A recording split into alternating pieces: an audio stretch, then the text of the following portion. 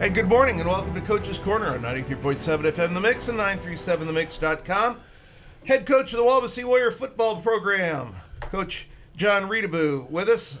Bill Dixon, Coach Szynal alongside to talk about all things football here at Wabasee. Coach Reutebuch, thanks for being here today. Good morning. I'm glad to be here. Let's talk a little bit about last night's ball game. I'm not sure we have one of these every year, and we certainly don't want to have one every year, but it with the sicknesses that roll through high schools, and now with COVID amplifying that problem, every once in a while you just get in a situation where there just aren't too many Jimmys and Joes there to go play the game. Yeah, we went into last night's game with 28 kids, and two of them got injured during the game, so we were down to 26 kids. We had 6-7 sophomores on the field, quite a bit of the time. Not to mention special teams. There's a lot of kids out there that probably wouldn't have normally seen Friday Night Lights and you know, a little bit of the deer in the headlights kind of look. But yeah, we've had some sickness running through, and it's actually started at the end of last week going into the West Noble game. We had some kids, you know, coughing and couldn't get their breath, and even a little stomach stuff. And then, of course, as you mentioned, COVID started hitting, and we have kids quarantined and things like that. So, yeah, we were missing 6 starters by my count. I even found out another one at the end of actually 3:30 yesterday on the way to the game. And so, be honest with you, had I found that out early in the day, I'm not sure we would have played last night. I was at that point where if we have one more, we lose one more, that's it, you know. And but we were pretty much past the point of no return, and you know the kids were excited to play. They wanted to play. Well, you had a lot of young people that were going to get some time that might not otherwise. Yeah, and then of course you got your seniors. I mean, and you never know what's around the corner. You just don't know. And you know, if we get shut down for a couple weeks or whatever, then they lose those games. And I didn't want to do that to the seniors when their last go-around. You know, kids like Nathan Larson, Dryden Hernandez, Quentin Spitzmacher, and so on. I don't want to do that to those guys. And you know what? Next man up. We have a contract, you know, we're supposed to play a varsity game on Friday, and if we can field a team, then that's our obligation. But we also have an obligation to the kids to teach them life lessons. And you know what? We're up against it. It's adversity, but we're going to trudge forward and let the chips fall where they may. We're going to do the best we can, and we're not going to feel sorry for ourselves. We're going to go in there and battle through, and we're going to be better for it down the road. We called a lot of unusual names last night, kids that don't usually get to play. Is there anyone in particular, maybe even 2 or 3, that you would want to mention who haven't had varsity time or a lot of varsity time before, who really stepped out last night and showed you something? Oh, wow. You know, it was more about making sure we had enough guys on the field and getting guys where they're supposed to be. There was a couple kids that had to start for us, like Lucas Linder, for example. Great kid, sophomore kid. We have had him play in so many positions this fall. Just because he's got a lot of ability, he's got speed, he's long and lanky, he's very coachable, and so he's been playing a linebacker position, our Fox position, which is an outside linebacker, for the last couple of weeks. Last night he played corner. Oh, wow.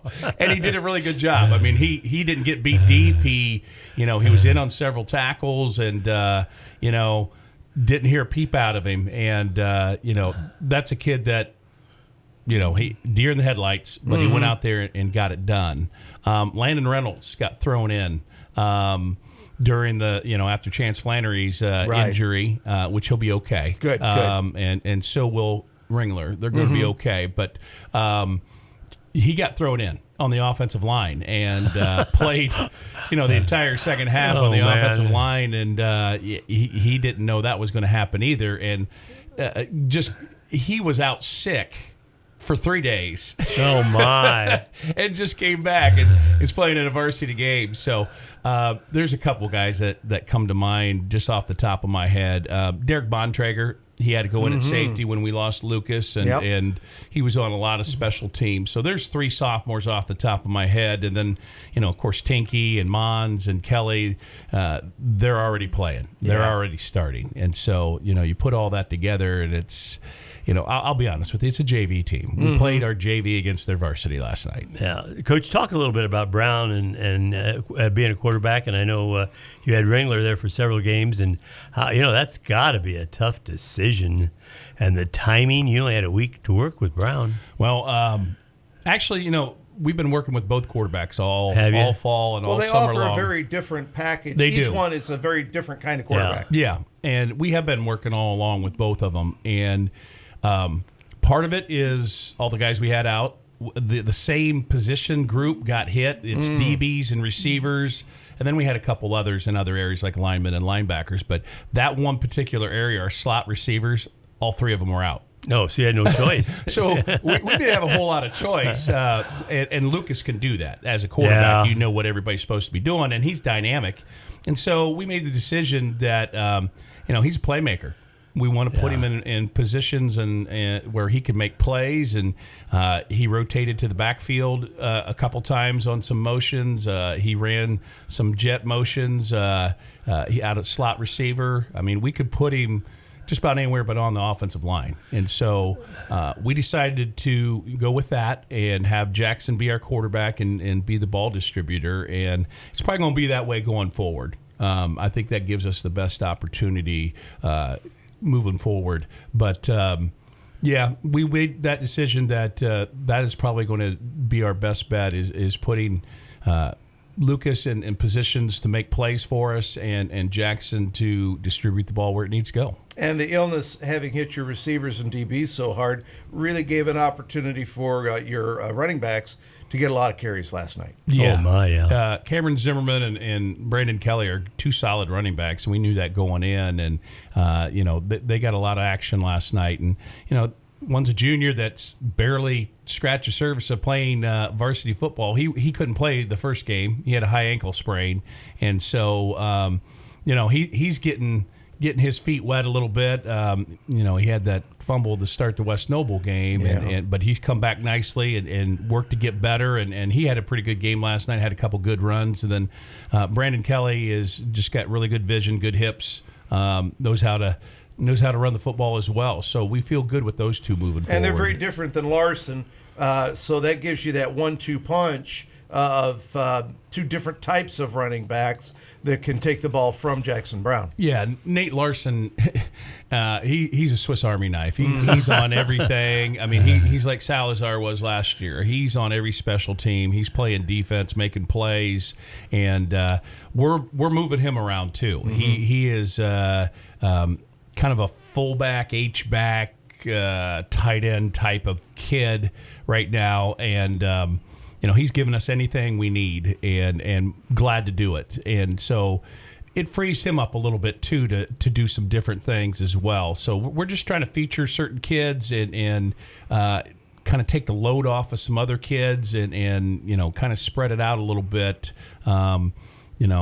Starting both ways and being on all special teams, that's not going to bode well down the line, and so we're trying to spread things out a little bit. The casual football fan might not have recognized the formation you ran last night. Oh, yeah, talk kind about of that. Pistol, but then with 2 running backs, but not a T. You had what I thought would be called a fullback next to the quarterback in the pistol, so you're off the line, but then it looked like the tailback was behind the quarterback. Yes. What's that called, and what does that add? Why would you choose to run that formation? To get an extra blocker in the backfield and to get some cross action, flow one way and the back coming. It's really not very different than 2 backs beside the quarterback, as you would see from Northridge. We just have him up a little bit for the good mesh on our inside zone type stuff, and also so he can help out blocking on the line. I guess you could just call it a offset eye. Okay. Or is that just called the Reutebuch special? Yeah, it's the Mark Osmowski special. Oh, there you go. And we've toyed with that in the past. We've had two backs beside the quarterback, and we just feel like putting him up next to the quarterback and the tailback still gives us that option to go either way. We're not committed either way, and so we're trying to be balanced both directions, and it gives you more off direction abilities at the line. Yes, Coach, talk a little bit about your offense and defensive line. I think a lot of times they do a great job both ways. Your offensive line making holes and the kids, being able to go up the middle and then outside, and then your defensive line. Oh my gosh, that the size those kids have, and as hard as they work every play. Yeah. We had a lot of linemen going both ways, and going into through the summer and going into the fall. We were hoping we would be as two platooned as possible. The starter on the offense is a backup on defense and vice versa. Well, last night that didn't happen. Guys were going both ways, and it wore them down. It did. We have some big kids, but they do too. I mean, everybody has big kids on the offensive line. We get in defensive line. We get in the NLC. So, we're working to correct some things up there as well. That's probably the area that needs the most work right now is our offensive line, creating holes and being consistent with the protection and everything. Defensive line, they're plugging away. The defensive line did a really good job last night. It was behind that where, you got sophomores. and your linebackers get caught in the wash. They get too tight to the line of scrimmage because they're trying to be aggressive and everything. You got safeties that, proper angles and coming in low and things like that that are sophomores. They just... That's where we had issues. We held the line pretty good, but it was once they broke that, we had some issues. Well, we see that in all sports when you go from one level to the next level. Yes. You look fantastic at the level you were at, and then all of a sudden the talent pool you're up against has changed, and there's a learning curve. Yeah. And I think that's to be expected anytime you have a situation like you had last night. Yeah, absolutely. And I give it to the kids. I mean, there wasn't any complaining. I mean, they were down because we were getting beat like we were, but we talked a lot about what these situations do for you as a young man. You talked about that at the very beginning, and I've got to take that first part of your conversation and put it on that was just phenomenal. I mean, talk about that again. Even though you're getting beat, it's a life lesson, and the way you stated that was perfect.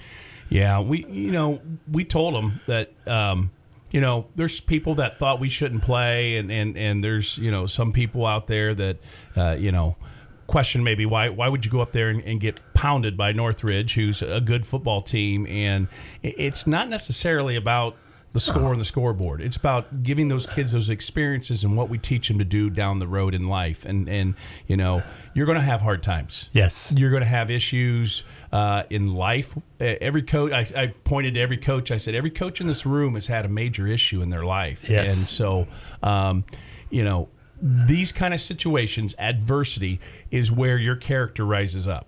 And so if you just tackle it and you go at it hard and you do the best you can and you hang in there, that's going to bode you well in life as a husband, as a brother, as a son, as, all those things. And that's what we're trying to teach. And one other quick thing, if you practice all week long, how could you not want to play the game?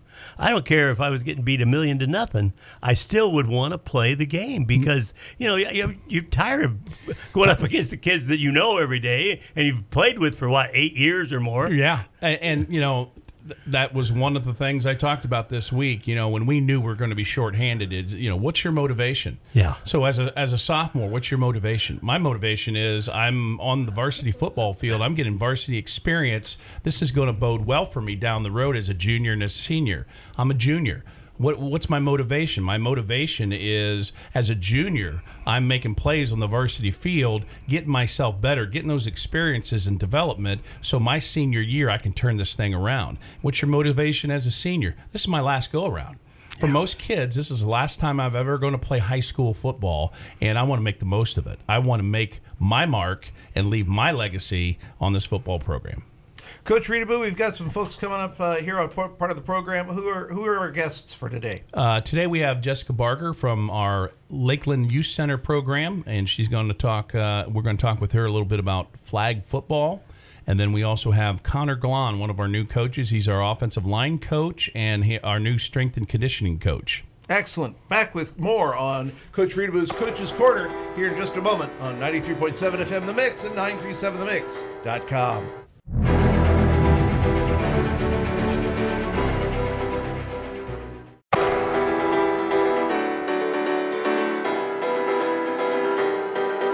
And welcome back to Coach's Corner on 93.7 FM The Mix and 937themix.com. The head football coach of the Wabasee Warriors, Coach Jon Reutebuch. Coach, introduce your guest.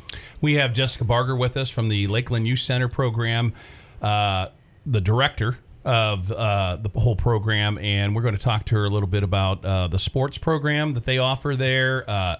Wonderful program I was a part of for about, 4 years maybe, and they do great things for our community, and it's a great thing for kids to get involved at an early age, and there's a lot of people that contribute to that, and so I thought it'd be great to bring her in because some kids, that's their first introduction to football, and so, but they offer a whole lot more. So Jessica, why don't you just kind of start with Lakeland Youth Center, what they offer, what they have, and kind of promote that a little bit because it's definitely worth promoting.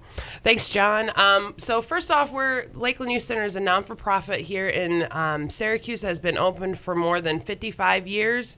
So a lot of people have experience. They've participated in it. They have grandkids. They have kids. They have everything. Everyone's went through the Lakeland Youth Center. So we have a preschool there. We do a lot of community events, and then we do sporting activities also. And currently right now, which you touched on a little bit, we are starting our flag football season, which will start next week, actually, and then we'll start, go for 6 weeks. So we're pretty excited about that program because one thing that we did add this year, we are doing the NFL flag football this year. So that is new for us, but it's just kind of expanding on our program and adding to it.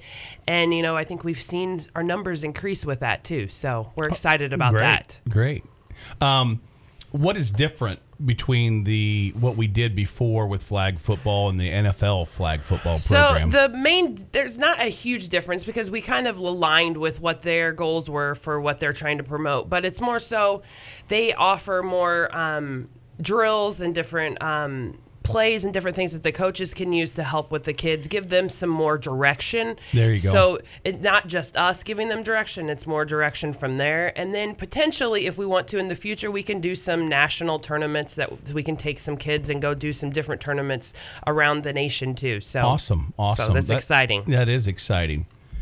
Jessica, talk a little bit about a lot of all my kids, all 4 of them, did stuff at the Lakeland Youth Center. I mean, you got such a wide range of stuff. And the other thing is, parents need to take their kids there.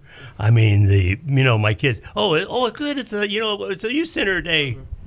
Yeah, so like I said, we do a bunch of different sporting events. We do soccer, we do 2 seasons of soccer, which is indoor and outdoor too. How do you do indoor soccer around here? We've done indoor soccer at the field house in North Webster. So that's a turf area. It's a turf area that they have in a pole barn. So we've done flag football. Wow, I didn't even know we flag. had a thing like that. Yeah, it's really nice. So okay. But it's turf inside there, so we play indoor soccer. We've been doing that for 2 seasons now. And we've gotten a lot of kids, not kids that just play soccer. We've gotten other kids that just do something to do in the winter. Wow. So it's been nice. Super. Yeah, and then we also offer basketball. We do tennis. We do golf. So we hit on all different aspects, and not just kids that do sports. We also do craft classes in the summer. We do Halloween events. We try to hit on all different avenues. Not every kid participates in sports, but it's just to try to keep the kids active. Absolutely. Last year, with the event of COVID, our Pee Wee program was basically shut down, and we tried to make sure that as many kids as we could go play flag football. And What was that experience like last year? Did you get a lot of kids out there playing flag football as opposed to normally you kind of sometimes get a split and things like that? Yeah, it was nice to see because our numbers did increase last year quite a bit from kids that did play Pee Wee, and it was nice to get some of those new faces too because they hadn't played flag football because they've been playing tackle, and it was a good change. Now I will say we kind of worried a little bit this year since Pee Wee's back on that we would see our numbers dip, but actually we increased our numbers from last year. We're over 100 kids this year, so we're pretty awesome. excited about that. Well, that coupled with the Pee Wee program's numbers up from previous years, that's good stuff because one of the things that we really need at the high school level is participation. A lot of kids coming out for sports, which is a difficult thing, not just for Wawasee, but all around high schools around Indiana is having trouble with getting kids to stay with programs and compete and do that. So these kids at a very young age, they get exposed to different sports and talk a little bit about what the creed, what is the motivation, what is the mission of LYC flag football as far as what you tell your coaches and how they go about taking all these kids in from everything from a kid that has no clue about football to a kid that might be the next big star on the next Joe Leach on the Wawasee football field. So talk a little bit about that, what the mission thing, what the whole drive is behind LYC sports and flag football. So our main goal thing is with LYC is you touched on a good point. We do have kids that all different ranges of ability and where they're at within their athletics and stuff. Our main thing is we don't want to push any kids away. That is our main thing, is to be able to make these coaches hit or have a good link with all these different kids. And it is hard, and the big thing with us is all of our coaches are volunteer, so it's hard to be able to get those people that want to do it, and it does take a lot. I mean, when you're coaching 10, 12, or 10 kindergartners, that's hard. That's not everyone's calling. Nobody knows the challenge of coaching like somebody that has to teach or coach kindergartners. I've done that, and at the same time tried to coach 10 cats to play football. Yes, I had herding cats. Yes. Exactly. So our main thing is just make it fun. That's the main thing. Is make it fun, and while they're having fun, let them learn some different things from the game. If they can come out of a season learning one or two things, then we've done our job. And if they're after every game, did you have fun today? Win or lose? Did you have fun? That's our main thing, is just making sure that these kids have fun and that they have that good relationship. And one thing that we do try to also is get the high school athletes to be involved also, because those kids idolize those kids. Yep. So if they can get some type of relationship with those kids, then that's a big thing too. Absolutely. Those are two great points. And, building those relationships, teaching them the game, and having them have a great experience that they want to come back. Mm-hmm. And that's also the same thing with Pee Wee and the same thing with middle school all the way through is, keeping kids in the mix, keeping the kids in there that enjoying their experience. And, everybody's going to be at different levels. Not everybody's going to be the star. Not everybody's going to, maybe even pursue it to the high school level. But those life experiences along the way definitely contribute to affect them, and those relationships are forever. Jessica, one of the things I can still relate to is my 4 kids all did stuff at the youth center, and they all look forward to it. And now, since I'm such a young guy anymore, as you laugh, and you're far enough away nobody can hear you, I got my grandkids that go, and they all love to participate. And this is one thing that I don't know how to put this. Get them off their devices. Oh. Yeah. Oh, and you say that all again, and to do stuff. It's tremendous. Yeah, it is, and that's a big thing too. Is you see more kids on their devices playing video games. It's get them outside. I mean, that's the main thing. Just get them outside, let them have fun, be out there with their friends. I mean, that's a huge thing. And and coming back from COVID, that was a big thing. Parents were saying, it's just nice to be back out doing something outside with other people. So yeah. I mean, I think that's a big push. Physical activity. Yeah. I mean, just being healthy. and getting that fresh air in your lungs and getting that body moving and get that heart pumping and things like that. That's just good. That's good for all kids. So let's talk about your numbers this year. You said you were up this year. Yep. How many teams you got? And so we have 6 Pee Wee teams and then 6 junior, the older age group, which is 3rd through 6th grade. Third through 6th. Yeah, okay. so we have 6 there and the 6 in the younger, which is good. We haven't had, I don't think, 6 teams in the younger age group for quite a few years. So that's been good. Awesome. Yeah. So how are teams divided up? How many kids on a team? And so there are around 8 kids on a team right now we're looking at, give or take a few there. But so then they play either 6 or 7, depending on the age group of kids. So the kids are getting a lot of play time. They're in and out a lot. And then, it just helps. It's good. I mean, the number size and not having too big a team. Right. So the smaller teams are good. So nobody's standing around watching. Correct. Everyone's involved actively, which is very important. If I'm a parent, what kind of commitment are we talking about here? Practices, games, equipment, money. If I got a kid who I may want in this program, what am I going to be asked for? What's required here? So for flag football, we have 1 practice a week, and that's either on Monday, Tuesday, Wednesday, or Thursday for an hour long, either at 5:30 or 6:30. And all this takes place out at Wawasee Middle School on their football field. And then there is a game on Saturday, which either is at between 8 and 11 o'clock your games are. So you're out before noon. How long is the game? They're an hour long. Okay. They're an hour long. And then cost, it is $50 to play. Basically, that gets you everything you need to be able. We provide the uniform. There is flags that we provide. Footballs are provided. So that just basically their parent needs to take them to and from, and that's pretty much it. So in flag football, we're not talking about pads, we're not talking about cleats, we're not talking about any of that stuff. Correct. It's just basically go out and have a good time. Correct, yes. And that's kind of like what we like about it, because there isn't a ton of equipment required. Yeah. I mean, you see kids out there, if they want to have cleats, they can, but it's not a requirement, you know? So it's a good thing, and it's easy for parents too. We do offer through the youth center, we do have sports scholarships. So if there is a parent that is not able to pay that $50, we do have options to be able to help with that cost also. Jessica, talk a little bit about your background. How did you get interested in this?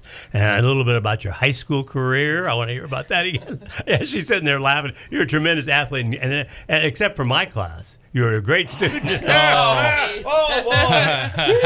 Now, wait a second. If she was a great student in every class but your class, well, mine is a real was the problem with her? Or was I think the problem was not with her.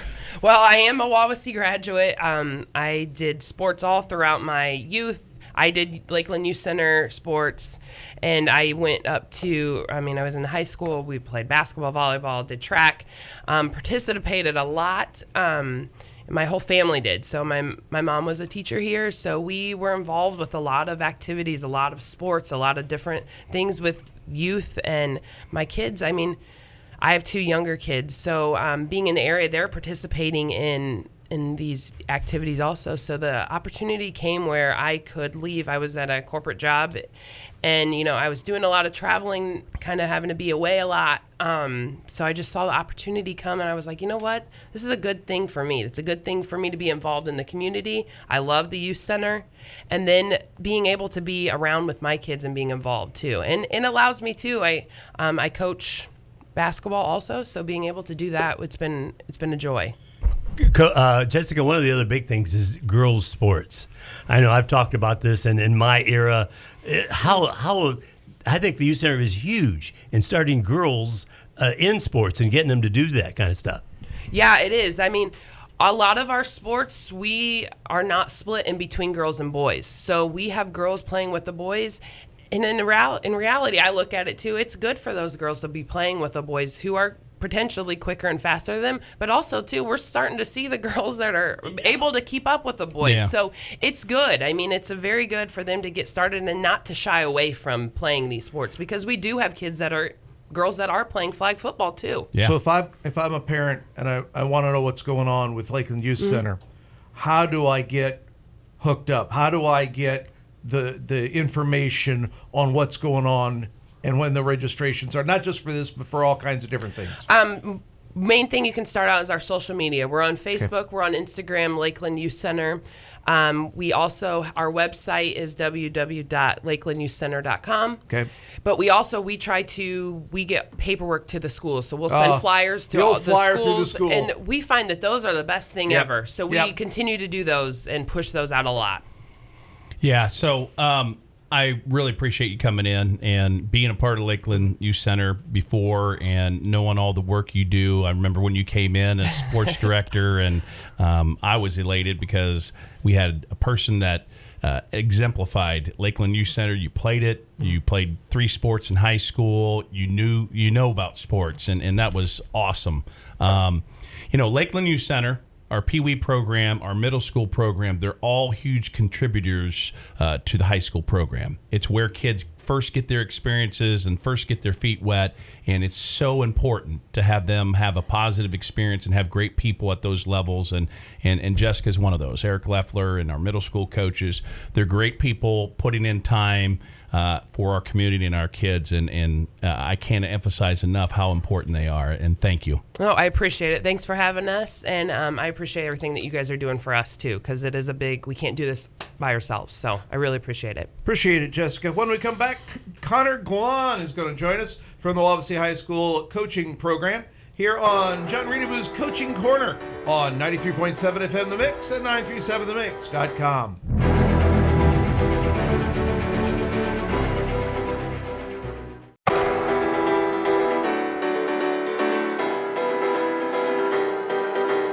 And welcome back to the Coach Jon Reutebuch Show here on 93.7 FM The Mix and 937themix.com. Coach, introduce your next guest.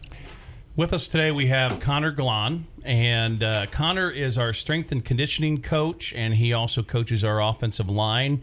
Connor, I don't want to give away some of the things he's going to talk about himself, but he went to Mishawaka Marion, where his dad was the head football coach for years, Reggie Glon, to me, one of the premier head coaches around the area, and so he's a coach's son. And so you pick up a lot, knowing a lot about the game and things like that. So as soon as, I knew his association with his dad, I was like, well, we want to get this guy because he's going to know the ins and outs that you do know as being a coach's son. He also did an internship at Purdue this summer in strength and conditioning. Another great experience. And then he went to Manchester University, and our former strength and conditioning guy, Brady Nyland, they both had basically the same kind of training and background. And so all that together, we hit a home run with getting Connor in here. Best situation possible. You don't want to lose a guy that's built something for 3 years, but we had we made out really well getting Connor in here. You weren't reinventing the wheel. You were just continuing the same type of program. Exactly. And Connor brings his own personality and his own touch to everything. And so we're really glad to have him and really looking forward to what he can do with our strength and conditioning program and our offensive line. So, Connor, welcome today. Thanks for having me. Let's talk about people. One of the reasons why I wanted you on the program is to introduce you to people, because outside of the football family, there's probably not too many people that are familiar with you yet. So let's talk a little bit about your high school experience, what your football experience was through high school, and then your college experience at Manchester, and then your training as strength and conditioning. So go ahead and start with high school. Well, in high school, being the coach's son, obviously, I played football, and it wasn't just because my dad was the coach. It was because I understood that football is this amazing sport that a lot of people should get into, and it does a lot more for people than they think. And I was in high school and in grade school, I was that weakly little pot-bellied kid you see on the Pee Wee field, and you're like, oh, geez. You see that kid run out there, you're like, oh, game's out of hand, they're putting that kid in. I had had knocked knees, my feet would cave in, and I was just that out of shape kid. When we did conditioning, I was the last person all the time. And then when I got to high school, I found the weight room, and I started to realize I can change my body in here. I can make myself better. And I started outworking my peers and like, oh, this if I put it in here, it comes out on the field and I get playing time, or I can help my team out any way I can. So that's where I fell in love with the weight room, which started my journey into strength and conditioning. And that's why originally my dad was a Marine, my brother's a Marine, and my sister's in the Navy. So I'm kind of the black sheep of the family, not going into the military.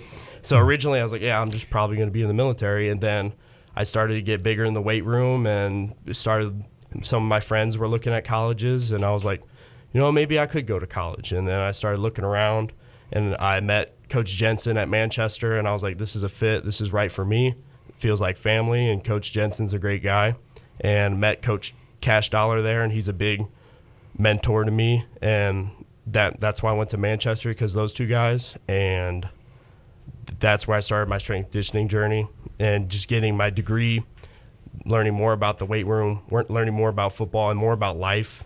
At Manchester, they want to make great people, great students, great athletes in that order, and they do that. When you get as old as Kaz and I, and you start talking about weight room and building muscle and conditioning, we don't think of guys that look like you. We think of muscle-bound guys, all right? And that's not the way it is anymore. Talk about the change in what weight conditioning now means from what it meant 10 years ago. I mean, it's a totally different animal.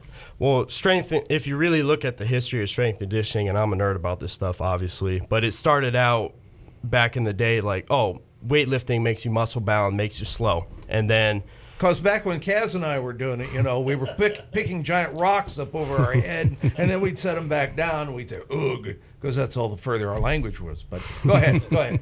And then they started to figure out, like, hey, this does make you a better football player. Nebraska figured it out, and then they started, I think the first strength coach there started for like 43 cents a day or something, and then it became into a profession, and coaches were like, this is the secret weapon.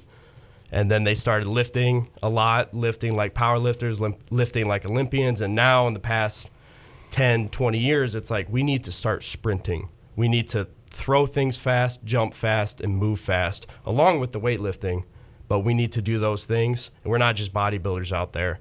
Because, yeah, just because you could do 100 curls doesn't mean you can catch the ball, cradle it, and run through a tackle. So really, strength conditioning has become this sprint and speed to your sport, and not just lifting a bunch of weights. So it's about, I'm not sure I understand. So it's like lifting fast? Is that what it's about? Lifting and moving fast, yes. Okay. If it simplify it. Explosiveness. Yeah. I see. Explosiveness. Power and dynamic movement. Yeah. And those are the kind of things in sports that you're required to do. The closer you can get it to sport-specific type of movements and strength, the better the program is. And it's not just weightlifting. It's flexibility, it's mobility, balance, core strength. All those things go into it, and that's what his training program is all about. So that sounds to me like it's no longer about just how much. It's not any longer about how many reps. It's now about quality reps, the right number of reps, and the speed of those reps. Mm-hmm. It's not how much weight you lift, it's how well you move the weight, and it's not being the strongest guy in the room. It's being stronger and faster than yourself a week ago, a month ago, a year ago. It's about personal progress. And Connor's job is not only to the football team, but all our athletes. And so in our program, and Connor, go ahead if you want to go ahead and speak to it, so I don't take it over. But talk about a little bit about that, how you're sports specific in strength training. Well, we train in our class we have all sports, all different grades in there, and we train them basically the same. Different sports, we'll change it up a little bit, but in being an athlete, it's very simple. You need to be able to squat, push, pull, and hinge, which some people would call a deadlift, and sprint and jump and throw things. And all those combined together with some core stability and a structured program and repetitions coming in every day, eating, sleeping, hydrating, which we tell our guys after practice, after weightlifting all day. Doing all that together, making the athlete bigger, stronger, faster. I don't think any coach ever has been upset that their athlete comes back to them bigger, stronger, faster after going through a program. So that's what we focus on, whether if it's a tennis athlete or a soccer athlete, boys or girls, it doesn't matter. They're athletes. I don't see gender. I don't see whatever. They're athletes. They're in there to get better. And some of our girls outwork our boys, and it's awesome. And we need to get that into more schools and more areas. And that's a big part of our athletic program is I've spoken on this before, but that's going to be a huge component to our future success in athletics is this consistent strength training. It's grown to a point that, if you're a school that doesn't have a strength and conditioning guy, you're behind and you're losing out. And, we're glad to have that position. We want to expand on that position and make it even bigger. And it is so, so important. And me speaking from a football standpoint, we got to get our players stronger. Yeah, we need to have great flexibility, mobility, speed, all those things. And then for the kid, it's lifelong healthy learning about how to treat your body and how to exercise properly and proper technique and all those things. And then also, they're a more confident athlete out on the field. I've made this progress from my freshman year to my sophomore year to my junior year, and Connor's experienced that in his own experiences, and he brings that to the table for other kids. This is what you can do. You can change things. You can make your body what you want. Just follow these directions. Just do this correctly, and there's no substitution for hard work. If you want to get things going in the right direction, you got to put the work in. And it's the same message in the weight room as it is out on the football field, that you got to put in hard work. And if you follow what we're telling you, you're going to have success. Do your kids then chart their progress on a regular basis? Yes, we have because technology is great nowadays. We have an app called Train Heroic. It's not just the strength coach with the file cabinet full of sheets anymore. And after every lift, they put in what they did. And so we're able to keep track, see who's improving, see what things we need to change. And it's awesome. We can set up leaderboards for the kids, motivation that way, so they can see I'm number 2 at bench today. I want to be number 1. Or that's huge. They get into that. They really love that part. Competition is main focus. Absolutely. And I got to believe that regularized, measurable progress gives either the beginning person who may be 3 years away from a varsity start or the person who's already a varsity starter, that measurable progress can really help them, not just motivationally, but just to know that they're on the right track. Yeah, motivation is a big part of it. They can see their progress. They can see the data. And, it's kind of funny. Kids get a little ticked with themselves when they don't make progress. And so that's a great thing, too. And competition in the weight room, competition on the sports field, they're hand in hand, and it's only going to make us better. So Connor's a key component of that, and we're glad to have him here. Well, Connor, I'm glad that you stopped by. I really appreciate it. And don't be a stranger. Come by the radio studio anytime. All right, we'll do. Thanks for having me. We'll talk to Coach Jon Reutebuch about this week's opponent coming up here in just a moment on 93.7 FM The Mix and 937themix.com.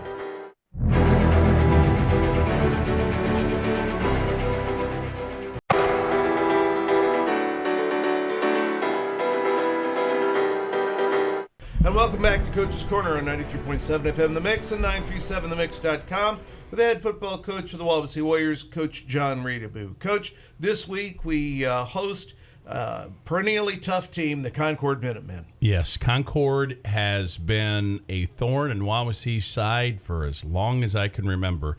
We have able to beat every team in the NLC over the years from time to time, but Concord.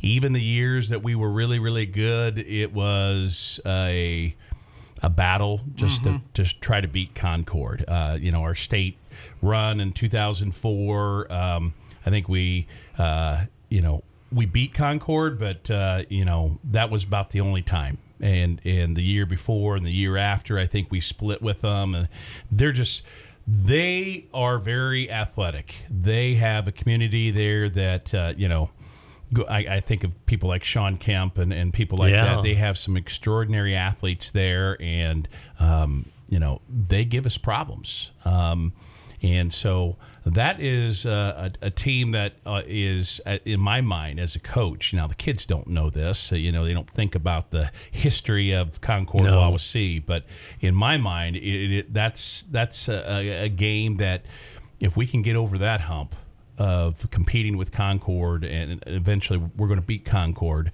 that is huge. And so Craig Kaler's their coach, and he's got a solid staff, and he's got a pretty good team this year. They have a lot of offensive weapons, especially at the receiver position and the quarterback position, and they got a really good running back, and they got some huge linemen, so that offers challenges on the defensive side of the ball. And on the offensive side of the ball for us, their defense, they have a couple linebackers that are pretty big dudes. I mean, we're talking 6'4", 220, and can run, and they got some DBs that are just quick and fast, and so it's going to be a challenge for us. And they're well coached, and they're good athletes, and they're battle hardened. Right now, their record is 2-1. They lost a close game to Elkhart. They beat a Jimtown team that is, I think, better than most people realize because they've played some tough competition. And then last night they won in overtime over Northwood. So even in a crunch situation, they know how to pull it out. And so this is a good team. This is a good, solid Concord team that I think is going to be one of the teams vying for NLC championship this year. Coach, what do you do? You with all the injuries you've had, or the sicknesses you've had, I should say. How are you gonna? What are you gonna do this week to help? Team health has got to come first. Well, absolutely. Yeah, I mean, that's what's got to happen first for us is getting these kids back. I mean, the sickness. We're already starting to subside. We had a couple kids at the game that, they've been on antibiotics and they were at least cleared to come to the game. And I know we're going to get a couple more kids back on Tuesday. So, you're right. I mean, the number one thing is we got to get our team back. Yes. And once we get those guys back and preparing for Concord, that's also a challenge because this is Labor Day weekend. And so, it's we do come in on Labor Day, the same time, late afternoon, and try to keep them on the same schedule. Sure. That's important for kids to have a schedule. And it's Mental Monday, so we're not physically taxing them, but it's getting into the frame of, this is what Concord does, this is what we're going to do, and watching some film on that. So, getting our kids back is probably number one priority, and starting to get them back in the flow. Because when you're sick, getting back physical to where you're at, it takes a few days. And so, that's probably job number one. And again, I think I said this last week, but it's more about us and less about them. Yeah. So and it's going to be really about individual responsibility to the team too, because with all the weapons that Concord has to bring out here, if you are successful in shutting down this thing that they bring, well, that's fine. Concord will simply turn the playbook to the next page, and they'll run something else, and it may be just as good. Yeah, and we try to break the game down a little bit, make it simpler for the kids. If we're having trouble on third down, then we'll have a third down situation in practice and focus on that. If we have on both sides of the ball, we can have that. If we have a red zone issue, we're getting in the red zone and we're not scoring, then we'll do a red zone session in practice and really emphasize that. So. You're right. I mean, Concord has a lot of different things they can do, and they got smart kids that play hard, and they're able to do a lot of different things, and that offers its own challenges for us. Coach, too, with only 28 kids. I mean, 11 and 11, that's 22. You're not going to have a whole lot to be able to practice against doing that. You're going to have to go with small, like, okay, here's our line practice, here's our back practice. Well, go ahead, talk about that a little bit. But you would do that early in the week anyway. Yeah. This week we didn't have enough for scout teams a couple days, and so that was a difficult thing to overcome as well. But I hope and pray we have more than 28 this next week, and so I think we will. I think we're going to get at least half of them, hopefully 3/4 of them back, and so that'll help immensely. It has a domino effect. You got to rob Peter to pay Paul. You're moving this kid here, so now this kid is moving up, and it's been a challenge for us coaches, and it's been a challenge for the kids. But like I said, we're persevering, we're pushing through, and we're going to keep coming out there, keep fighting, and doing the good fight, and trying to get better each week. And that's been the mantra, that's been the goal, and we're going to do the same thing this week. Looking forward to the contest here at home. It's got to be good after 2 games on the road to come back to the home confines, to Warrior Field. Yeah, there's a certain comfort on playing on your home field, and where you practice and play, and Northridge has a beautiful facility. My! Yeah. I brand new. I kind of joked. I said, "Can't wait till we get ours." But How many centuries are you planning on living? Yeah. But we do have a beautiful field. We do. We have pretty good facilities, and so we look forward to being at home and being in the comforts of our own locker room, and the logistics of travel and organizing all those things. So. That makes it a lot easier for us. If you say, do you prefer to be on the road or you prefer to be at home? I think 99.9% would say I'd prefer to be at home. Oh, yeah. I've noticed that you have a great parental core that comes out and helps with I don't know if administration's the right word. The stuff he like has clerical. to do, yeah. It's like they come and they bring food. Yeah. They take care of the things that are ancillary to your program, but totally necessary. Absolutely, and I'm glad you brought that up, because I was thinking that in the back of my head when we were talking just a second ago about logistics and things like that, because our Gridiron Club president, Mary Anderson, she's our Gridiron Club president, does a fantastic job of organizing all that and getting parents. We have a representative from each grade level, and they're in charge of communicating with their grade level parents. And you again, like kids, you have parents that range from they've been through the whole thing all the way from LYC up, and then you have other parents that their kids haven't been involved, and they really don't know what's going on, and they need somebody to talk to. And so we have that set up. And you're right, they provide food. We have Thursday night team meal. Kind of carb load, get us ready for Friday night. Last night we have snack packs, grab and goes is what we call it, after school. Well, that group goes on the road too. That's not just a home group. They had a big contingent on the road last night helping after the game. Yeah, and then the kids have Subway after the game. They have food. So, for our football players, for a Friday night away game, you hope and pray they eat breakfast, and you hope and pray they eat lunch, but let's be honest, some of them don't. And so we want to get something in them that is good for them, that is, not bad stuff to put in your stomach. And so we provide a grab-and-go bag and water just to give them something to tide them over and give them that energy there for the game. And then after the game's over, they're going to be hungry anyway, got a long bus ride. And so we have a deal with Subway, and we set that up. The kids pick their food and what kind of chips, what kind of cookie, all that stuff. Yeah. And so they get fed, and at a reasonable hour, because last night, you get back at 10:30. By the time the kid gets home, it's a late night. And so if we can get them fed, on the way home, that's so much better. And so I'm glad you brought it up, because they do a lot of work. Yard signs, I've noticed that. I've seen those. My kid plays Wawasee football. The Schmuckers take care of our yard great. signs, and those are beautiful. And the posters, the life-size senior posters, banners. No, I'm not sure I've seen those. Those are right outside the football field. Oh, okay. Yeah, Every sport has them, and putting those together.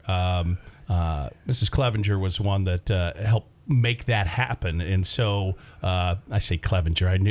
I've known Heather for a long time, and so I still call her by Clevenger. It's Heather Griffith. Yeah, there we go. There we go. But we have a lot of parents that do a lot of different things, unseen, behind the scenes, working hard, and it makes my job easier if I don't have to worry about the logistics of the food and the yard signs and the banners, and because there's a lot of other things that go on, and Mary Anderson does a great job of communicating with me and saying, hey, what do you think about this? And is it okay if we do this? We're going to have blackout at senior night at the, towards the end of the regular season.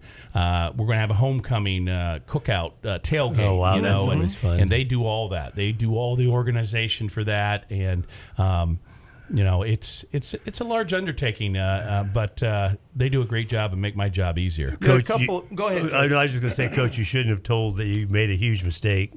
You shouldn't have said anything about the subways on the buses to Bill and me. I mean, Bill, there might not be any left the next away game. So last night we saw a couple of injuries that looked relatively serious from 200 feet away where we were. Chance Flannery and the Ringler boy. Both of them, they were on the field quite a while, and they looked pretty serious. Do you think they'll be back for Friday?